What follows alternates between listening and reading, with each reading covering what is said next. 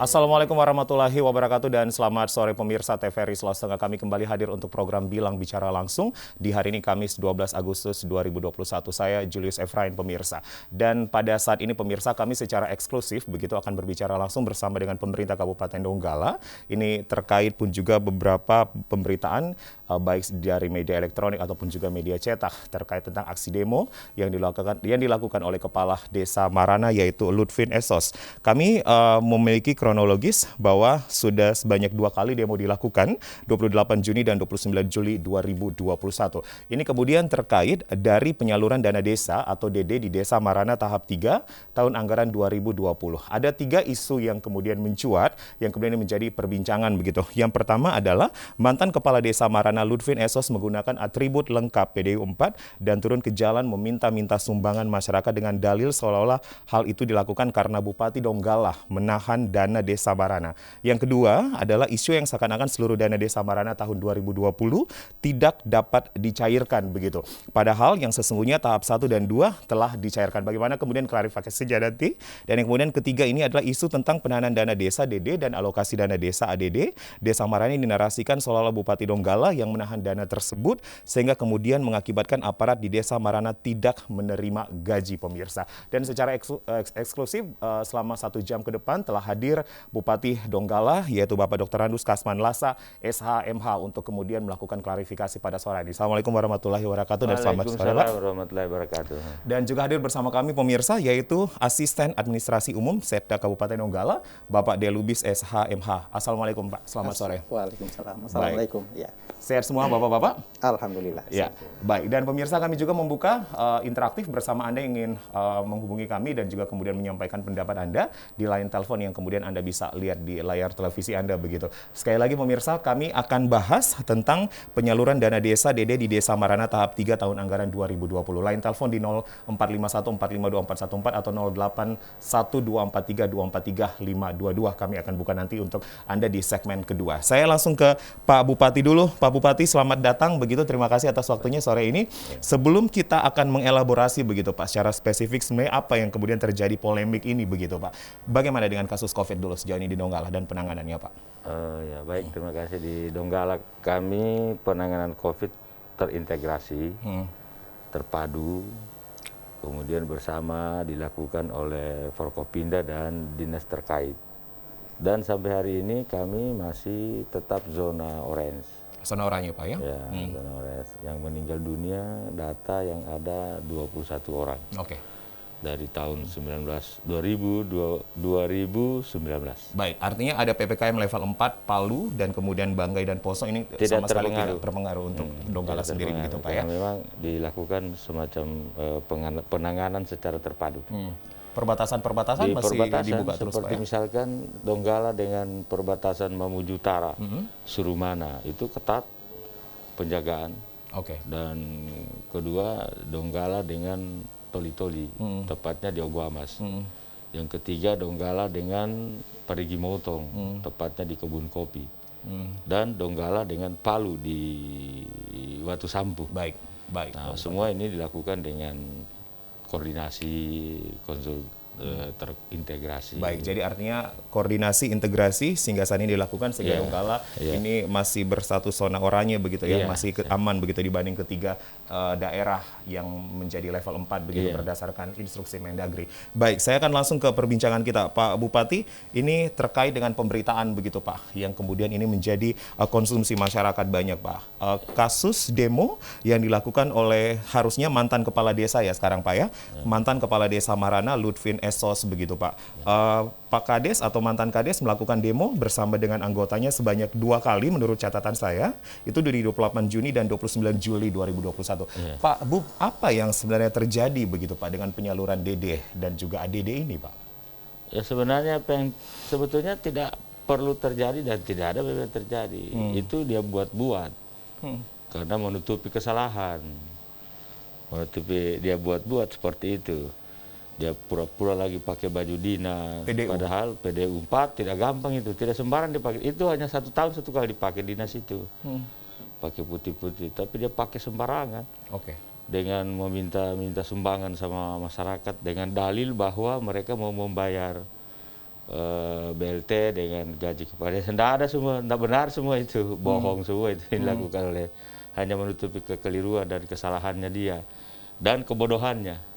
Termasuk itu dia lakukan. Akhirnya apa yang terjadi itu adalah karena perbuatannya sendiri.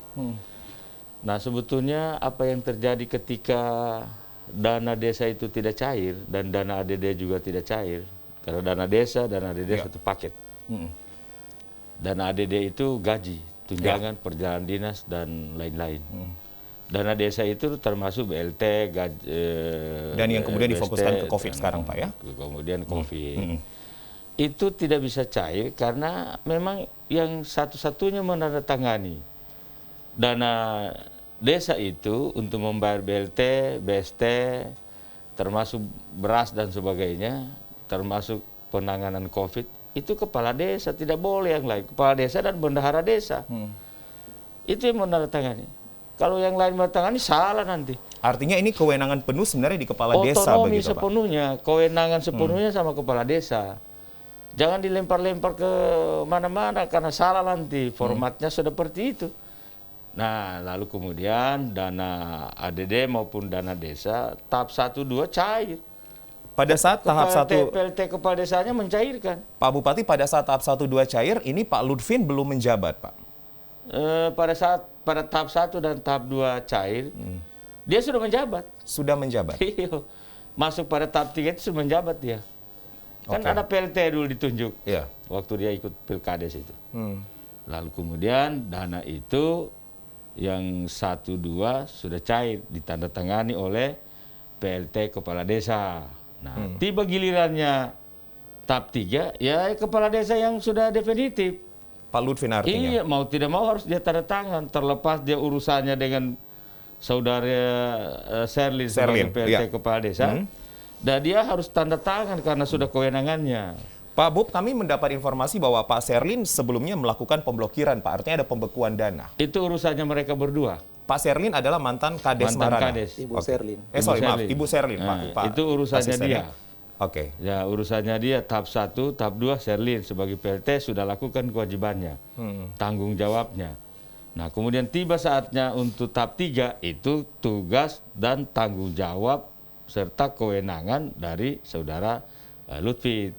Itu dia harus dia tanda tangan. Apapun terjadi itu harus dia tanda tangan. Baik, kami tegaskan kembali bahwa tahap 1, 2 cair, ini pada saat itu PLT-nya adalah Ibu Serlin, begitu Pak. Harusnya ada pelimpahan pertanggungjawaban dana, begitu Pak. Ketika tahap 3 harusnya dicairkan, begitu Pak. Karena tahap urusannya mereka itu, Pak. Iya. Tidak ada hubungannya dengan kita. Mereka berdua. Otonomi kewenangan di kepala desa. Kewenangan di desa. Undang nomor 6 mengisyaratkan begitu.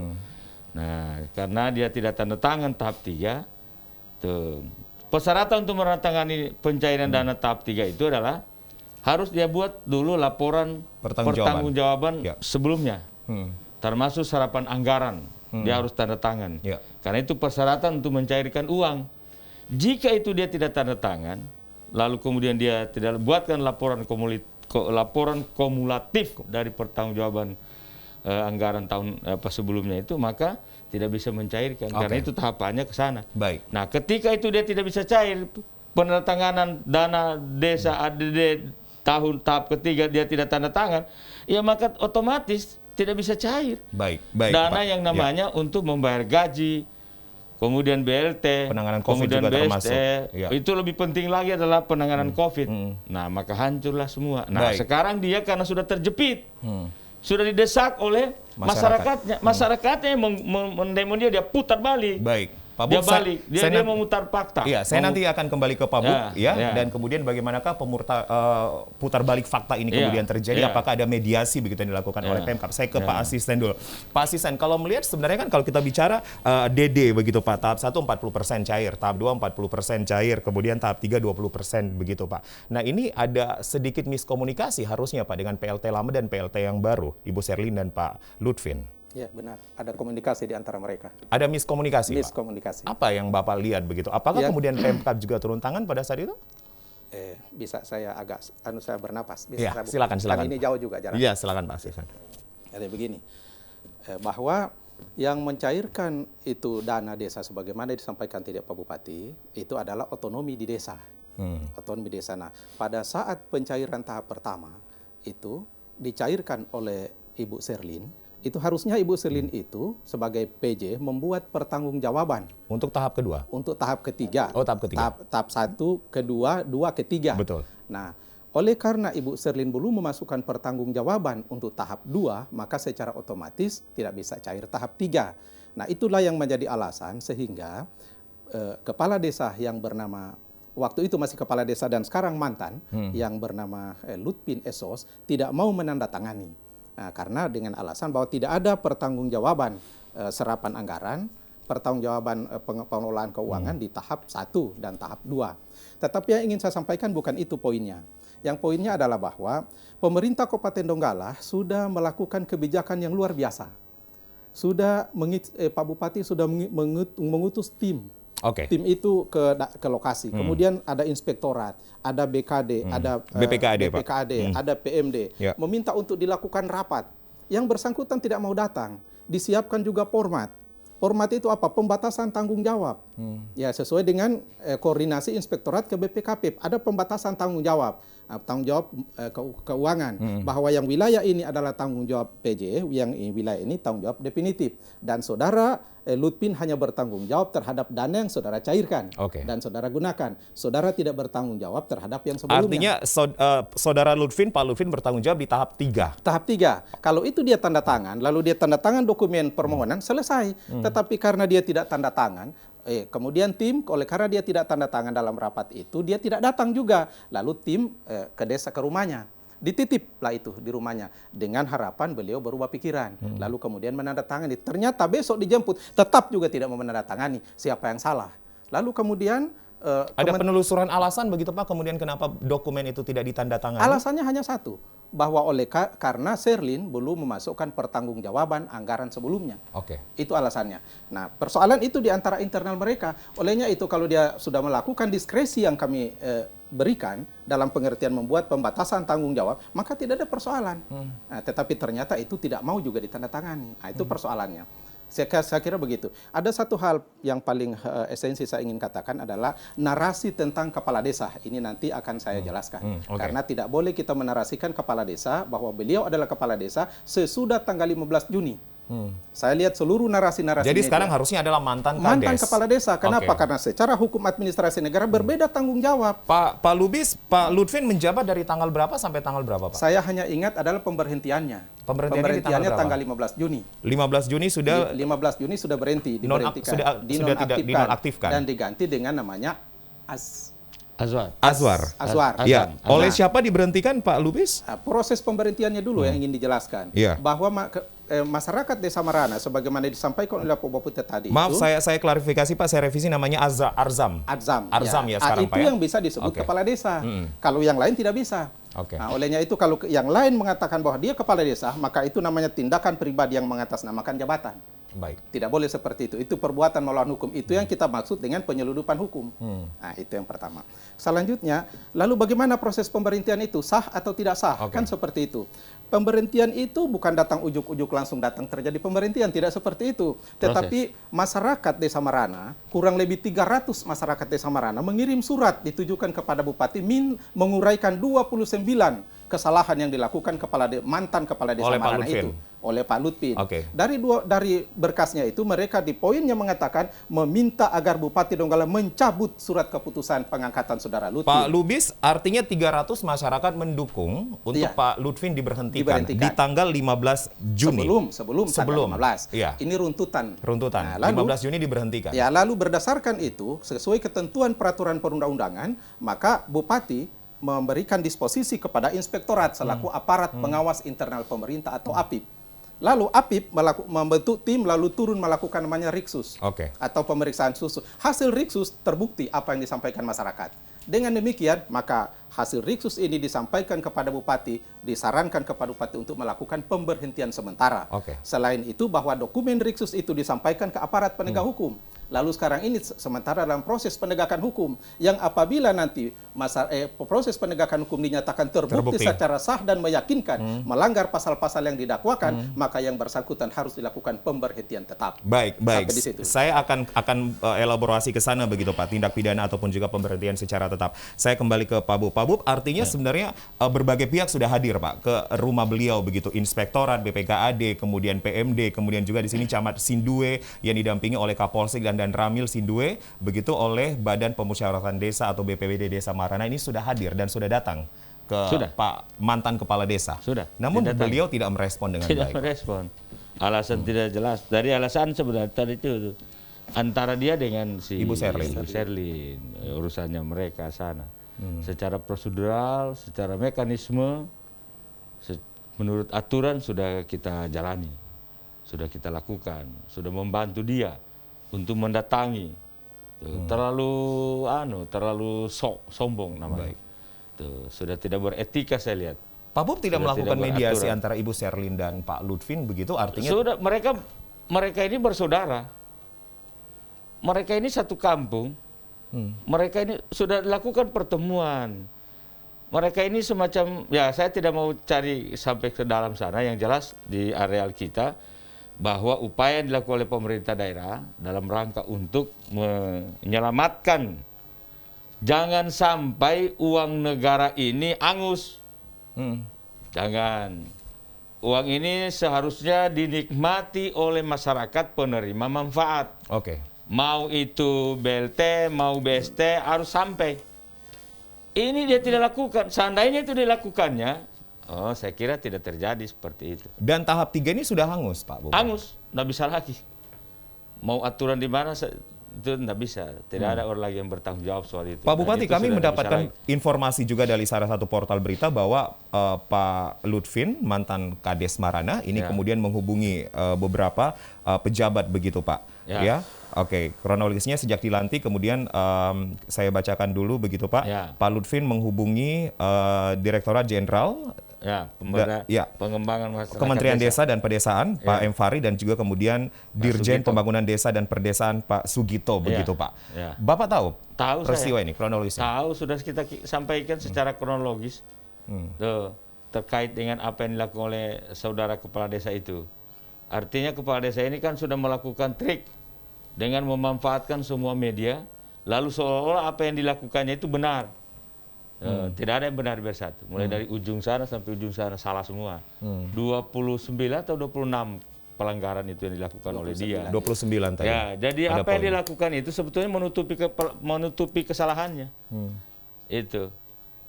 Dia waktu itu masyarakat, dia dalam hal ini Lutfin itu, masyarakat ini melaporkan kepada dia secara tertulis.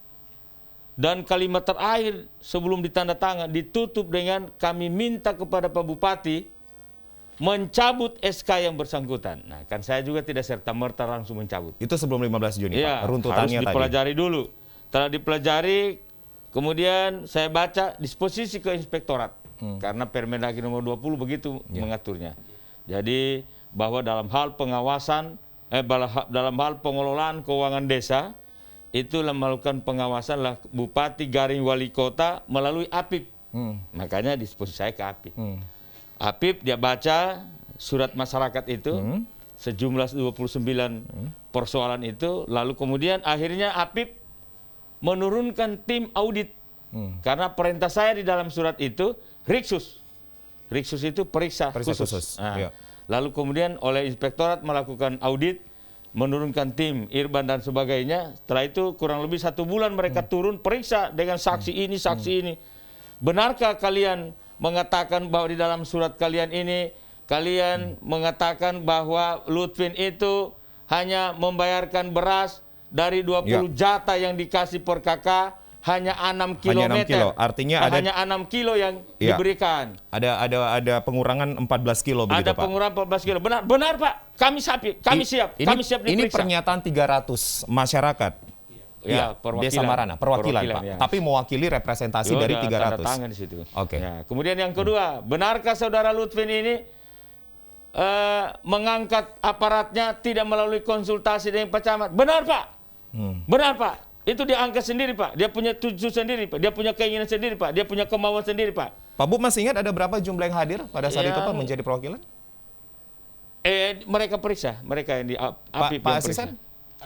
yang kemudian hadir pada saat itu Pak, yang kemudian masyarakat hadir untuk mewakili 300, ada berapa yang datang Pak? Itu masyarakat itu datang membawa surat ke kantor bupati. Sebanyak itu tadi membawa surat. Setelah itu kita turun melakukan riksus bertahap. Nah, jadi kita menemui ada 6 orang, habis itu menemui 3 orang, menemui 2 orang, tidak diperiksa dalam satu tempat. Kenapa begitu? Agar supaya jawaban yang ini tidak bersesuai, tidak baku dengar jawaban ini, sehingga begitu teori pemeriksaan. Jadi di cross check, dikonfrontir dengan laporan itu tadi yang mereka tanda tangan itu, yang 29 persoalan itu, poin itu.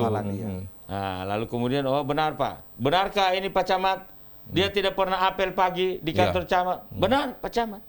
Pak Camat kasih tahu. Ini keterangan langsung dari Camat Sindue, Pak ya? Ini yang dari bawah ini sampai di atasnya kecamatan itu tidak ada semua membenarkan apa yang dilakukannya.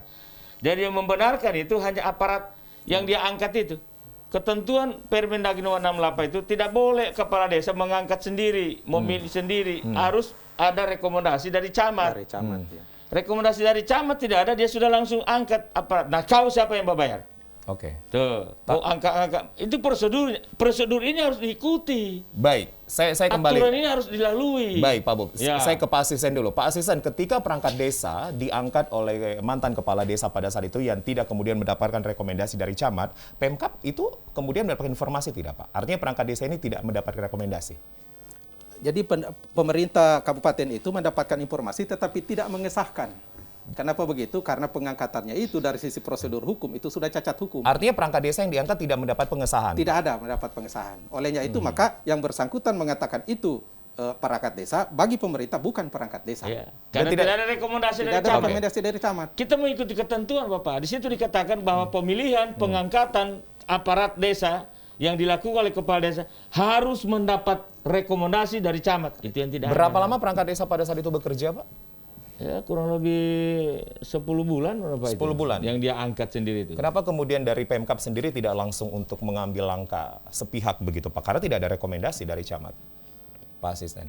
Jadi kan begini, di dalam perjalanan itu kan kemudian itulah tadi laporan masyarakat. Masyarakat sementara mengumpul laporan. Dan laporan masyarakat itu dilakukan riksus itu berbulan-bulan, tidak satu hari.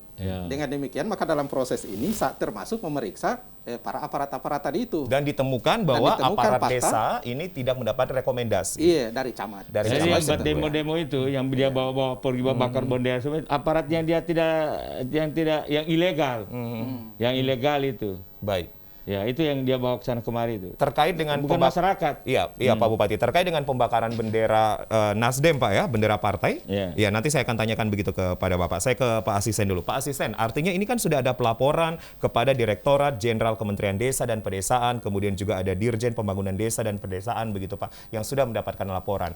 Kemudian bagaimana respon dari Bapak-bapak yang berada di pusat? Iya. Atau Pak Bupati? Iya. Oh, Pak Bupati. Iya, Pak Bupati. Iya. Pak Bupati langsung ditelepon langsung begitu, Pak. Jadi malam itu Pak Dirjen maupun Pak Kasubditnya menyampaikan kepada Pak Sekda, Sekretaris Daerah, lalu kemudian sampai saya. Lalu saya perintahkan kepada Sekda untuk membuat laporan secara kronologis, mengacu dari laporan masyarakat. Mengacu pertama laporan masyarakat, mengacu kedua adalah hasil riksus dari APIP. Nah, dari dua laporan itu kemudian disatukan baru dibuatkan laporan ke Kementerian Desa. Kemendes PDTT, Pak. Setelah dilaporkan secara tertulis, baru karena beliau mengatakan kami akan menghadap Menteri dan sekaligus Menteri ke Presiden. Saya bilang ya, malam ini dituntaskan, subuh. Tuh, subuh ini dikirimkan, ya. Subuh dikirim ke sana. Sudah begitu pagi terima. Pas, bagus sudah secara itu, seperti itu. Tapi lebih tebal lagi yang dia punya laporan ke sana. Nah, kemudian setelah itu sudah diam. tidak lagi pergerakan. Artinya ini kan kementerian ini mendengarkan sepihak dengan media yang sudah dia kirimkan ke semua unsur elemen dapat, kan dia mengerti soal itu. Nah, dia lakukanlah itu. Akhirnya dijawab. Setelah itu baru dikonfirmasi dengan kita, dijawab. Nah, bukan cuma itu, tapi menteri mengutus pejabatnya ketemu langsung sama bupati. Ini langsung hadir di Donggala, Pak? Iya, langsung datang. 7 orang. Ya, 7 orang dari perwakilan Kementerian Desa PDKT langsung datang, Pak, ya? perwakilan PMD provinsi. Oke. Lalu kemudian kita jelaskan, satu-satu kita urai. Akhirnya mereka memahami. Oh, ternyata seperti itu. Rupanya ini berita sepihak. Nah, dia katakan begitu. Iya, begitu, Pak. Kemarin itu dia tutup-tutupi kesalahannya. Iya. Tuh, dia karena dihantam sudah dengan media medsos, dia kirim lewat itu. Padahal tidak begitu. Dia semua apa yang terjadi itu dia putar balik. Tidak sesuai fakta hukum yang sebenarnya. Oke. Nah, akhirnya kita balas. Kita kirimkan surat ke Pak Menteri Desa secara tertulis, kita kasih dokumen tertulis langsung kami serahkan hari itu di ruangan kerja saya. Nah, sudah selesai. Oke. Ya, mereka sudah terima. Artinya sudah Pak Asisten, diam. ya tahapan ini sudah sejauh mana gitu Pak? Artinya sudah ada mediasi untuk baik begitu Pak? Kalau urusan yang berkaitan dengan dana desa tahap 3 itu tidak ada lagi maaf baginya. Karena Tapi itu sudah lewat. masyarakat Pak Bupati tidak menerima, berarti kan sudah dihanguskan dong? Sudah gitu, Pak? pasti. Dia korbankan. Dengan total berapa itu Pak? Banyak Kerugiannya, Pak. Namanya tahap 3 sekitar 200-an juta lebih. 200-an juta lebih untuk 300 PKM? Ya, untuk penerima itu. Termasuk yang tidak menerima adalah karyawannya, pegawainya. Nah, untuk tahap 1 2021 ini, sudah cair tadi. Oke. Tadi sudah cair. Dan itu menjadi tanggung jawab dari kepala desa yang baru? Yang PLT lagi, yang PLT sekarang. Oke. Adalah Pak Arzam. Yang PLT yang kemarin kok bisa cair? Tahap 1-2. Kemudian yang saudara Lutfi yang sudah definitif untuk tahap 3, dia tidak mau tanda tangan. Tuh, kemudian yang PLT yang kepala desa sekarang cair tadi. Sudah cair. Yang tahap 1 untuk 2021. Baik. Baik, Pak Bupati, banyak yang kemudian juga mempersoalkan dan juga kemudian mengomentari bahwa ini ada kepentingan atau ada sedikit gesek-gesekan politik begitu Pak. Dijawab sebentar Pak Bupati dan Pak Asisten. Kita akan break dulu, akan jeda. Pemirsa tetap bersama kami di Bicara Langsung. Baik, segera kembali. terima kasih. Pak Juru-juru yang dia, Pak.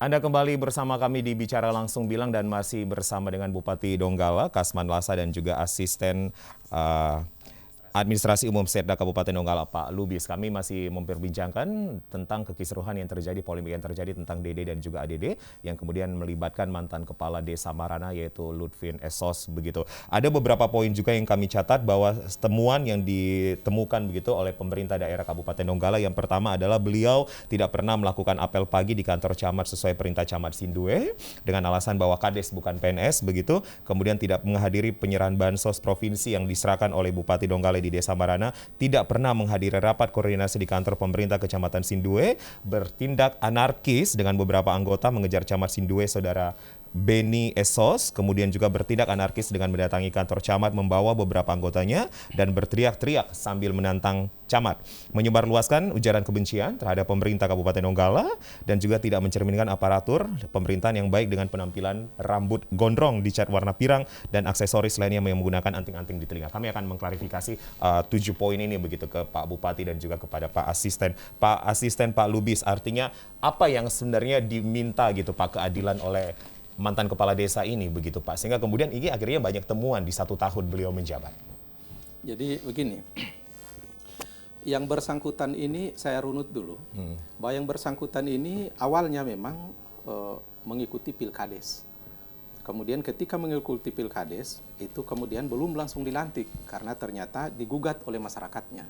Bukan hanya beliau, tetapi juga 8 desa yang lain. Nah, kaitan itu, maka mulai pada saat itu beliau berkeinginan mengatakan bahwa tidak adil. Kenapa? Sebab yang lain sudah dilantik, yang beliau belum dilantik. Padahal karena beliau sendiri masih dalam proses digugat di Pengadilan Negeri Donggala. Nah, kemudian putusan Pengadilan Negeri Donggala mengatakan NO, need on pankelig perklar. Artinya gugatan tidak dapat diterima. Kaitan itu, pemerintah, Pak Bupati, berdasarkan prinsip kehati-hatian yang diatur di dalam Undang-Undang Nomor 30 Tahun 2014 tentang Administrasi Pemerintahan, beliau meminta petunjuk kepada Ketua Pengadilan Tinggi. Lalu Ketua Pengadilan Tinggi membalas permohonan pendapat hukum itu. Setelah ada surat dari Ketua Pengadilan Tinggi, baru beliau dilantik.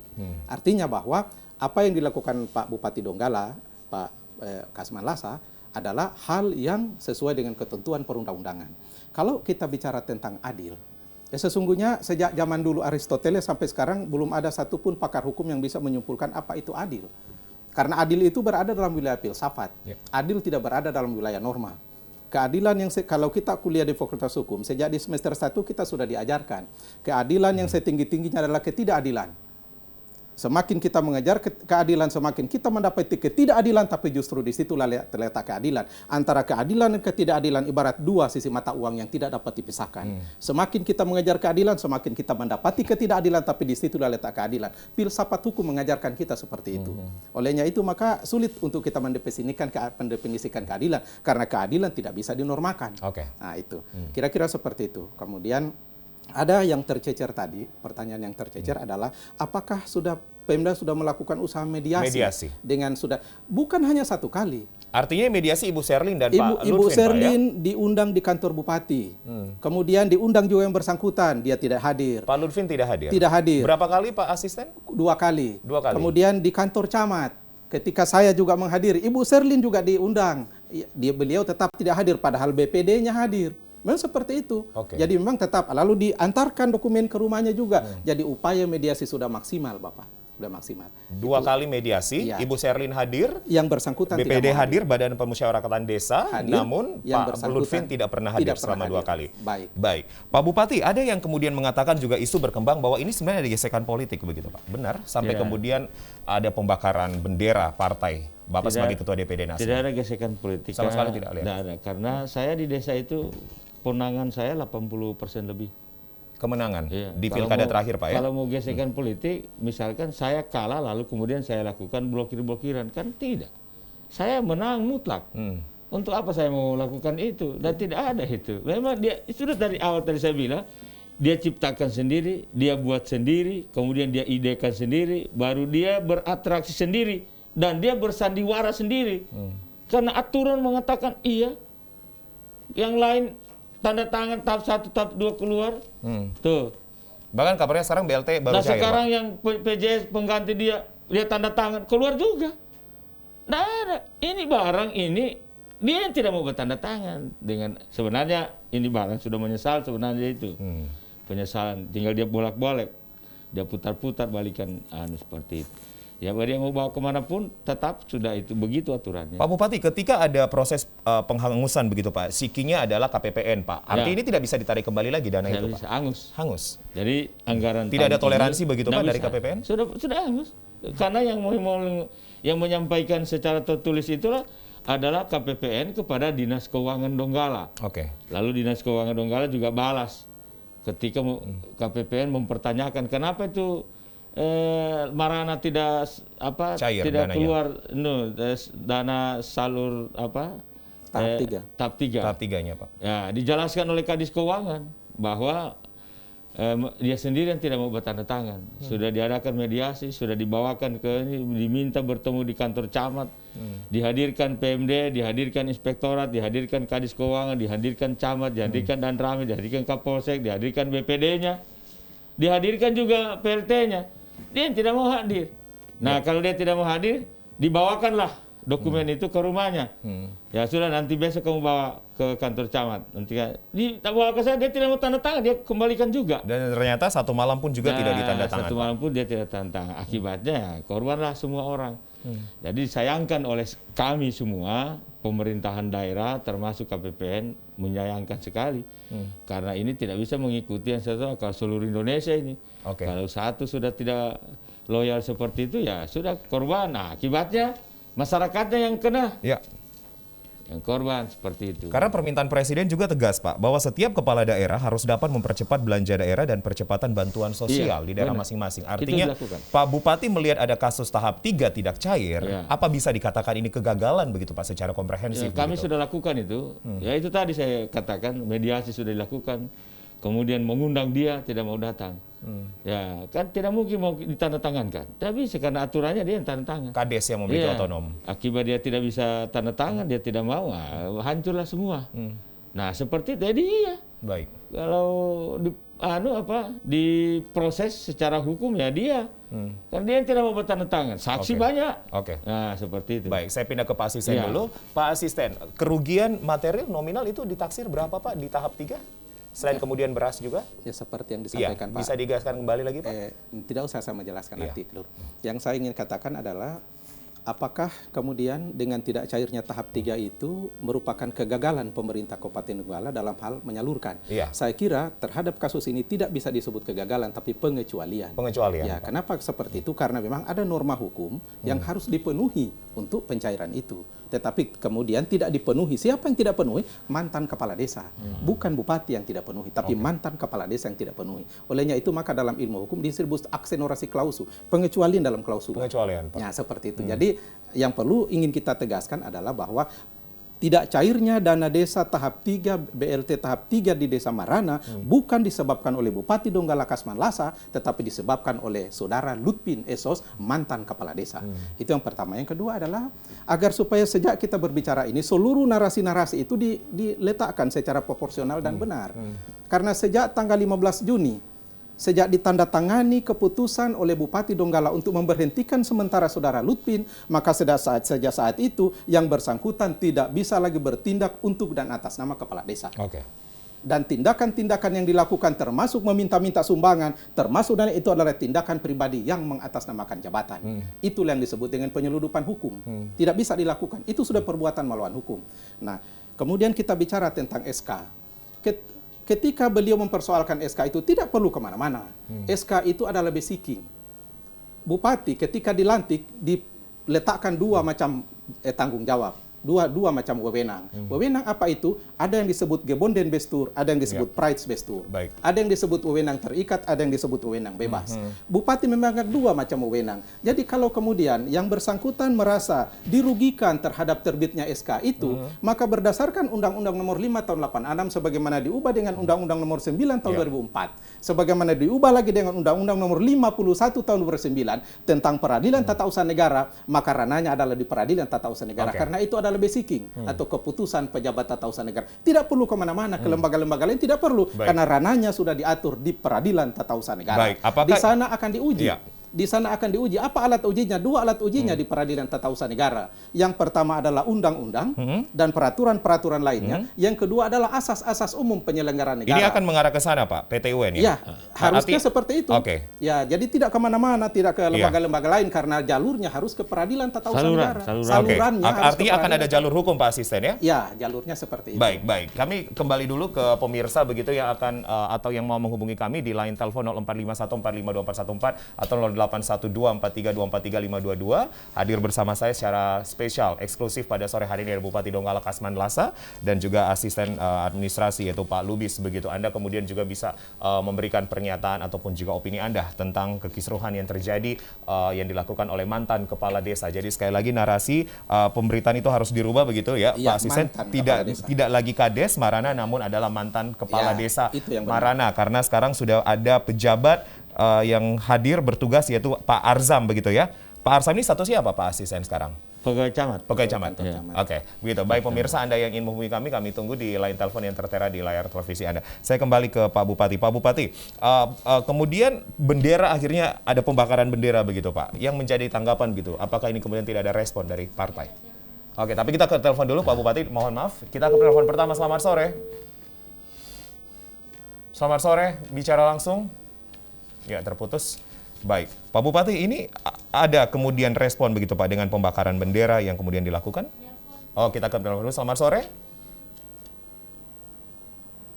Terputus. Ya, bisa diperbaiki saluran telepon begitu teman-teman. Ya, gimana kemudian Pak Bupati? Ya. Saudara Lutfin ini saya lihat sudah galau. Karena sudah didesak oleh masyarakatnya, lalu masyarakatnya mendemo sebetulnya dia balik. Dia putar balik, dia mengatakan bupati yang ini kan dia berlindung di situ. Memang sudah jelas-jelas kesalahan yang dia lakukan itu. Lalu dia putar balik dengan mengatakan ini bupati yang menahan-nahan desa. Akhirnya teredam ini warganya. Yang berdemo ini bukan masyarakat. Yang berdemo inilah orang yang dia bawa, yang tadi dia angkat itu. Perangkat yang tidak mendapatkan rekomendasi. Perangkat yang tidak Baik, merekomendasi. Pak Bupati itu. ditahan dulu, mohon maaf. Saya ke penelpon. Selamat sore, bicara langsung. Ya, halo, selamat sore. Ya, selamat sore Bapak. Dengan siapa di mana Bapak? Dengan Pak Wiwin di Loli Tasiburi. Di Loli Tasiburi. Iya. Baik, silakan Bapak singkat padat apa yang menjadi tanggapan. Saya hanya bertanya ini, saya belum terlalu tanggap dengan penjelasan aspirasi dari Pak Bupati dan Pak Bupati. Pertama, jika memang tahap 3 tidak cair, apa tindakan dari Pemda Kabupaten Donggala terhadap Ibu Sherlyn? Karena pertanggungjawaban sebenarnya dilakukan Ibu Sherlyn. Nah, kenapa sampai ke mantan Kades Pak Lutfin yang dilaporkan? Nah, itu dulu yang kedua, apabila jika Kades ini harus merekomendasikan ke Kapa untuk pengangkat aparat, saya rasa hampir semua Kades kan bisa Bapak bilang di Loli 5 Loli tidak pernah itu rekomendasi harus bercamat. Tadi Bapak juga bilang bahwa desa itu punya otonomi sendiri. Jika ada rekomendasi ke camat, secara tidak langsung, Bapak mencabut otonomi dari desa itu sendiri. Baik, ya ada 2 poin. Kemungkinan kalau untuk pemberhentian boleh dari camat rekomendasi. Jika pengangkatan itu otonomi desa. Ya, baik. Tidak perlu camat ikut campur. Baik Bapak, kami sudah mendapatkan maksud dari Anda, terima kasih sudah menghubungi kami di interaktif ini. Baik, Pak Bupati, sebelum Pak Bupati menjawab 2 pertanyaan ini Pak, jadi tanggapan partai gimana kemudian? Apakah ini tidak dipersoalkan begitu Pak? Saya lapor ke polisi. Begitu telah kejadian pembakaran, dia berkeliling, kepala desa memegang bendera dengan teman-temannya itu, dan aparat yang dia angkat sendiri tadi itu di situ semua itu. Lalu kemudian terjadi pembakaran bendera partai. Setelah saya lihat di medsos, kemudian beberapa hari kemudian saya laporkan ke polisi secara tertulis. Oke, Nah, baik. itu tindakan saya sebagai ketua partai. Iya. Saya laporkan supaya dia bertanggung jawab terhadap tindakan yang dilakukannya itu. Baik, kita ke pertanyaan tadi Pak Bupati. Tahap 3 tidak cair Pak, kenapa kemudian tidak Ibu Sherlyn-nya begitu Pak, yang kemudian diminta pertanggungjawaban? Karena ini kan pelimpahannya dari tahap 2, laporan pertanggungjawaban, tahap 2 ke tahap 3. Pada saat itu Ibu Sherlyn harusnya ke Pak Lutfin begitu. Tahap 1, tahap 2 kan sudah cair. Oke. Yang dilakukan oleh Ibu Sherlyn. Dia belum masukkan laporan pertanggungjawabannya. Ibu Sherlyn-nya Iya, Pak? Ibu Sherlyn-nya kepada Pak Lutfin Lutfin sebagai kepala desa definitif. Jadi urusannya mereka. Semestinya si Sherlyn ini begitu dia cairkan tahap 1, tahap 2, dia susul dengan laporan pertanggungjawaban. Tuh, kepada dana yang sudah cair itu. Lalu karena ini tidak terjadi, tidak dibuat laporan pertanggungjawaban itu, ya secara otomatis saudara Lutfin itu tentu tidak menerima. Anggapannya saya tidak mau menerima karena bukan urusan saya. Nah, sebenarnya artinya urusan dia menerima tahap 1, tahap 2 itu urusannya Ibu Sherlyn. Tetapi kamu punya urusan adalah kau sudah duduk menjadi kepala desa definitif. Maka tanggung jawabmu yang tahap 3, ya kau tanda tangan. Tuh, kau tanda tangan, itu urusanmu. Supaya jangan sampai korban lebih banyak di belakang. Nah, ini juga dia terpengaruh. Oleh siapa Pak? Terpengaruh dengan tidak masuknya laporan itu, saya tidak mau. Dianggapnya bahwa dia juga ikut bertanggung jawab. Tidak, ini kan ada pembatasan kewenangan. Oke. Jadi yang PLT tahap 1, tahap 2 sudah tanda tangan. Hanya laporannya dia belum buat. Nah, kemudian tiba masanya untuk tahap ketiga, ya seharusnya Lutfin harus dia tanda tangan. Supaya jangan berpolemik. Sederhananya Pak Bupati, ketika Pak Lutfin menandatangani harusnya bisa cair pada saat itu, Pak. Sebenarnya Karena kalau dia tanda berbagai tangan pihaknya. saat itu cair. Kalau cair, enggak ada masalah. Nanti mereka berdua lagi duduk satu meja. Untung dulu saya nih, cepatlah Ibu Sherlyn, Pak. cepat buatkan laporan karena sudah saya terima itu tahap 3. Cuma begitu. Bisa lebih Itu yang digampangkan dimaksud itu begitu, Pak. otonomi mereka. Otonomi mereka itu. Itu. Jadi kamu sudah terima tahap 1 2 sudah. Nah, sekarang saya tinggal tunggu kau punya laporan pertanggungjawaban termasuk serapan anggarannya. Nah, untuk saya tanda tangan saja ini yang tahap 3. Supaya jangan bermasalah. Semestinya itu dia lakukan. Tidak terjadi. Jadi semacam ada kecurigaannya dia, semacam ada di sisi kehati-hatiannya juga dia, jangan-jangan nemo-nemo, seperti begitu. Akhirnya dia tidak tanda tangan itu, padahal itu adalah tanggung jawabnya. Dan akhirnya ini bisa dikatakan dapat merugikan dan bisa merugikan masyarakat pada saat itu, Pak. Semua sudah hangus. Penerima manfaat sudah tidak bisa menerima lagi karena oleh KPPN Palu sudah menyatakan hangus. Baik. Nah, yang kedua, Pak Bupati, apakah kemudian tadi Pak Bupati sering mengatakan bahwa sebenarnya Kades itu ketika mengangkat perangkat desa ini kan otonom kewenangan sepenuhnya ada di kepala desa begitu. Artinya tidak perlu mendapat rekomendasi dari camat. Bodoh itu yang tadi ngomong itu. Bodoh sekali itu. Dia tidak baca aturan. Baca aturan. Artinya entah siapa kau ambil, mau dari dusun mana kau ambil, dari dusun RT mana kau ambil, silakan. Tapi kau konsultasikan dengan camat, lalu camat merekomendasikan yang kau buat itu. Permendagri itu. Tuh, itu Permendagri. Bodoh kau itu. Ya, ditahan Pak, Pak Bupati. Pak Bupati, baik. Kita berdialog secara humanis dan persuasif. Saya pindah ke Pak Asisten. Pak Bupati. Kau bawa sini. Silakan Pak Bupati. Itu boleh saja kau ambil siapa keluargamu sampai suhumu, tapi jangan. Kau harus ingat aturan yang mengatur itu. Kau konsultasi sama camat dan camat merekomendasikan. Ini suara warga Pak Bupati ditahan. Saya kembali ke Pak Asisten.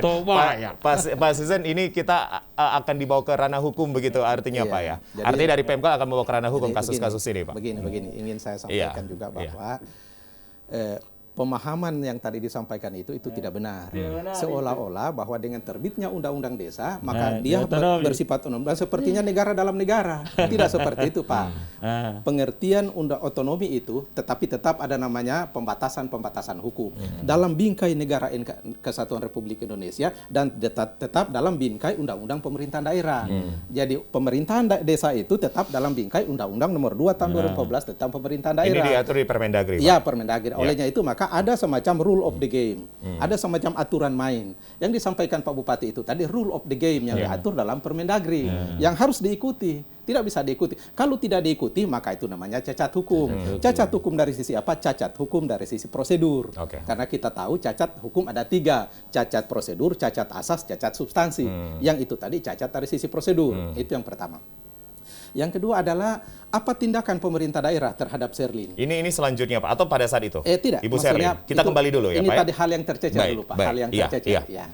Apa tindakan pemerintah daerah terhadap Ibu Sherlyn? Seakan-akan Ibu Sherlyn dibiarkan begitu. Jadi semacam kalau tadi saya dengar penjelasan, semacam satu anak emas, satu anak tiri. Iya, Pak Lutfin menjadi anak tiri begitu. Padahal tidak seperti itu. Ibu Sherlyn ketika dilaporkan juga ke pemerintah daerah, Bupati disposisi juga ke inspektorat dan kemudian inspektorat melakukan pemeriksaan dan saat ini kasusnya juga sudah di Polda. Polda coba melakukan pemeriksaan terhadap dua-dua ini, baik Ibu Sherlyn maupun Pak Lutfin, dua-dua kasusnya di Polda. Kemudian nanti Polda melakukan penyelidikan, kemudian penyidikan, lalu mengundang untuk APIP Kabupaten Donggala untuk namanya gelar perkara bersama-sama. Jadi dua-dua kasusnya di Polda, jadi tidak ada yang dianaktirikan. Pemerintah berada pada rule yang jelas, pada rule of the game yang jelas. Jadi seperti itu kira-kira. Iya, baik. Jadi artinya Pak, ketika masyarakat melihat bahwa Ibu Sherlyn tidak diproses, ini salah begitu. Tetap Ibu Sherlyn punya mendapatkan proses juga. Dia diproses, Bapak. Iya, karena tidak ada laporan pertanggungjawaban tadi. Dan juga di BAP juga di inspektorat atas pengelolaan itu. Lalu hasilnya juga sekarang sudah di Polda. Baik. Pak Asisten, bahwa ketika Pak Lutfin terbukti melakukan pelanggaran pidana sebagaimana laporan masyarakat dan termasuk kasus pembakaran bendera Partai Nasdem, maka yang bersangkutan dilakukan pemberhentian tetap. Betul. Jadi prosedurnya seperti itu. Jadi ketika seorang kepala desa kemudian diduga melakukan perbuatan melawan hukum atau Ehrenrichting melakukan perbuatan melawan pidana ketentuan hukum, maka yang bersangkutan diberhentikan sementara dulu. Kemudian dalam proses hukum itu, ketika yang bersangkutan dinyatakan dinaikkan status menjadi tersangka dan kemudian dihadirkan di pesakitan dan dinyatakan terbukti secara sah dan meyakinkan melanggar pasal-pasal yang didakwakan, maka pada saat itu yang bersangkutan wajib untuk dilakukan pemberhentian tetap. Tidak hanya terhadap kepala desa, tapi juga terhadap para aparatur sipil negara lainnya. Ya, guru-guru, pegawai negeri sipil lainnya. Seperti itu mekanismenya. Itu mekanisme hukum yang harus dilakukan bersama. Prosedur baku itu, Bapak. Ya, saya kembali ke Pak Bupati. Pak Bupati, kita berada di kesimpulan akhir, Pak Bupati. Artinya ya sudah tahap 3 tidak cair karena sikik ke KPPN juga menyatakan dihanguskan begitu, Pak Bupati. Namun apa yang kemudian akan menjadi tindakan Bapak? Karena proses bantuan COVID, penanganan COVID, BST, BLT, ini sebenarnya harus menjadi hak begitu, Pak, yang harus diterima oleh warga Kabupaten Donggala begitu. Jadi tindakan pertama saya adalah memberhentikan sementara kepala desa itu, karena biar mau dikomunikasikan, mau dibangun komunikasi juga sudah tidak bisa, yang bersangkutan sudah tidak, maka putusan yang saya lakukan adalah hentikan dulu dia sementara, lalu kemudian baru diajukan ke aparat penegak hukum. Yang kedua adalah saya mengangkat PLT pengganti dia, supaya kenapa saya angkat PLT pengganti dia, supaya jalan proses ini. Supaya proses pencairan, proses pengurusan administrasi, proses konsultasi, proses koordinasi jalan. Diangkatlah staf camat. Karena aturan mengatakan diangkat dari staf camat. Nah, aturan itu yang kita ikuti. Pilihlah saudara Arzam ya, Pak? Arzam ini atas usul camat. Kita ikut mekanisme itu. Di usul camat, tidak bisa juga kita tunjuk-tunjuk. Misalnya, camat, tunjuk ini. Tidak. Dari asal usul camat. Camat yang mengusulkan kepada bupati. Lalu kemudian saya disposisi ke PMD untuk segera dilakukan pembuatan SK koordinasi dengan bagian hukum. Lalu dibuatkan SK pemberhentian sementara Lutfi, kemudian pengangkatan PLTS saudara si Azam. Nah, dialah yang melakukan proses ini. Ternyata baru 1 bulan kalau saya tidak salah. Ya, dia lakukan proses itu dan sebagainya. Kemudian akhirnya sudah cair tadi. Ini tahap berapa yang cair? Tahap 1. Tahap 1, Pak ya? 2021. Dia tinggalkan tahap 3. Masuk di tahap 1, 2021. Cair. Sudah menerima semua penerima BLT yang sekian jumlahnya tadi itu. Kemudian begitu juga penerima BST. Ada juga BST. Sudah dicairkan. Nah, gitu. Urusan yang berkaitan dengan tadi, ya aparat yang menerima, kalau aparatnya Lutfin menerima gaji, hati-hati. Jangan sampai kita mengeluarkan dana itu tidak sesuai aturan, karena pengangkatan aparat saudara Lutfin ini itu ilegal. Karena tidak ada rekomendasi Tidak ada rekomendasi. Jadi diangkat sendiri. Aturan memerintahkan harus ada rekomendasi. Ya sama dengan kemarin ketika saya meminta supaya segera ditunjuk PLT kepala desa menggantikan saudara Lutfi, harus ada rekomendasi camat. Memang aturan itu harus kita jalankan. Jadi jangan sampai kita tidak ikuti itu. Begitulah pemerintahan Pak Bupati, tidak akan adakah proses damai begitu, Pak? Artinya Pak Lutfin, Ibu Sherlyn, begitu Pak. Artinya ini juga sebagai hal yang juga bisa dilakukan begitu oleh Pemkab Donggala. Masih hidup bapaknya Sherlyn. Bapaknya Sherlyn kan mantan kepala desa yang sekian puluh tahun. Lalu kemudian akhirnya turun sama anaknya. Lalu kemudian si Lutfi ini kan ponakannya. Oke, jadi ada silsilah turun-temurun keluarga begitu, Pak ya? Sherly ini anaknya. Baik. Jadi disuruh seperti itu. Jadi urusan mereka berdua, silakan. Pak Bupati pun juga akan membuka tangan lebar, hati secara lebar begitu, Pak, untuk berdamai? Saya sudah sampaikan sama polisi. Panggil mereka itu, Pak polisi, bawa di kantor. Panggil dua-dua itu, dari Sherly maupun saudara Lutfi dengan aparatnya yang itu. Bukan masyarakat, karena masyarakat tidak. Itu yang berapa orang itu yang tidak direkomendasikan oleh camat itu. Nah, seperti itu tidak terlakukan, malah dia naik perahu dari Marana, dia bawa berapa puluh orang itu dengan kain sepanjang 25 meter, dibentangkan di DPRD, baru buat tanda tangan dukungan, bukan urusan tanda tangan apa, Pak Bupati? Tanda tangan dukungan untuk interpelasi. Bukan coba ini hal interpelasi ini. Begitu, Pak. Iya, bukan urusan dirinya yang dia bawa ke DPR, urusan yang mendukung pelaksanaan interpelasi. Dia tanda tangan semua seperti ini. Nah, ini kan orang gila namanya. Baik. Ya, artinya kalau orang sehat, orang dia punya tampilan bagus, nah tidak begitu. Pak Bupati, bagaimana kemudian Bapak bisa menjamin bahwa pemenuhan hak warga Donggala ya tidak hanya di Desa Marana namun di seluruh desa, di seluruh kecamatan itu kemudian bisa disalurkan dengan baik? Pak Bupati akan mengawal 158 desa, semuanya hanya satu desa yang tidak melakukan itu. Ditanya 157 desa, semua prosesnya seperti itu. Cair, saya tanya, sudah cair, sudah Pak? Baik. Siapa yang tanda tangan? Kepala desa Pak? Dengan siapa? Bendahara Pak? Sudah dibagikan? Sudah Pak? Tahap berapa? Tahap 1, tahap 2, tahap 3. Nah, seperti itu. Ini memang dia tidak mau lakukan. Ya. Kita juga tidak tahu apa alasan yang prinsip. Yang jelas seperti itu. Kita tetap menantikan semoga ada hasil baik begitu Pak Bupati, Pak. Sehingga kemudian tidak ada gesek-gesekan lagi, demo-demo lagi. Ya. Dia itu Singkat dia aja, lepas Pak. anting-anting dengan rambutnya seperti silakan, yang penting jangan pakai baju karena dia sudah bukan lagi kepala desa. Baik. Nah, seperti itu karena Baik. memalukan para pemerintahan. Baik, kita berharap semoga semuanya bisa baik-baik begitu Pak Asisten ya, agar ini tidak jadi lagi konsumsi pemberitaan di mana-mana Pak Bupati. Terima kasih sudah hadir Pak Bupati Donggala Kasman Lasa SHMH. Ini sudah memberikan klarifikasi kepada Anda begitu pemirsa tentang kekisruhan ataupun juga polemik yang terjadi tentang Dede dan juga ADD di Desa Marana. Pak Asisten Administrasi Umum Setda Kabupaten Donggala, terima kasih Pak Lubis SHMH. Pemirsa, inilah yang menjadi akhir dari perbincangan kami di Bicara Langsung. Marilah bersama kita mengawal apa yang kemudian menjadi kebijakan dari pemerintah, dan sebagai masyarakat pun kita harus patuh begitu bersinergi bersama-sama dengan pemerintah sehingga terwujudnya satu good governance atau good government yang baik dan benar. Saya Julius Efrain pamit. Wassalamualaikum warahmatullahi wabarakatuh. Selamat sore. Sampai jumpa. Terima kasih.